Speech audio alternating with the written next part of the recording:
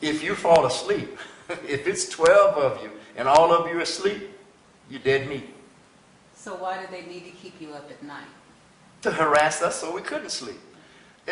There were occasions to where they would just come up and all they would be in their village and just come outside of their village and just start firing their weapons a couple of times. So we were, for the next 8-10 hours, we were ready for a firefight. And sometimes you got into a firefight and sometimes you didn't. But I guarantee you, I know one guy that didn't go to sleep the rest of the night. That's me. That was part of my PTSD because I didn't trust you to guard me while I'm asleep. So even when I pull my guard duty, I'd make sure you were woke pulling yours because he did come to attack. You know, tour over there. I lost about 5 or 6, I think 6. I lost 6 of them to combat. And that's very, very emotional when that happens. And my number one friend, my number one buddy, he got wasted.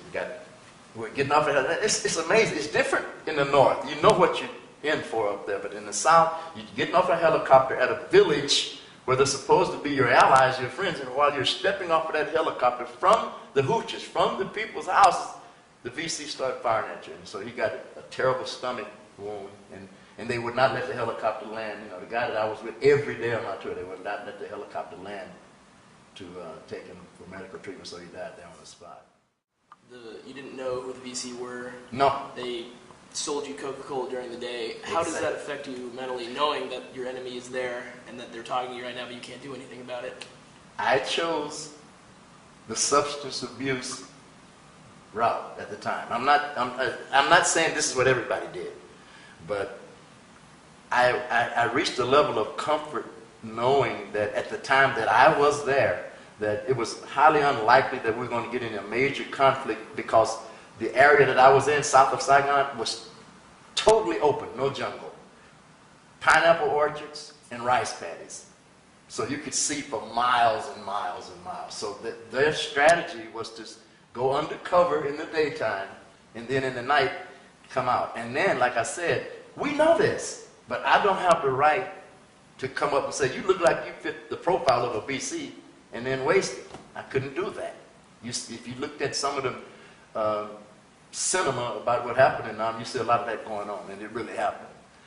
But the VC was a very cunning individual because he, like I said, knew how to socialize in the daytime, he and she.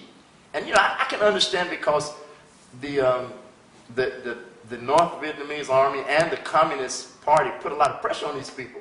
They said, you're going to be, you know, a Viet Cong, or we're going to kill your grandmother, your grandfather, we're going to kill your kids. So half of them were doing what they had to do. They had no choice. It was fight for the cause to unite South and North Vietnam, or your family's going to die.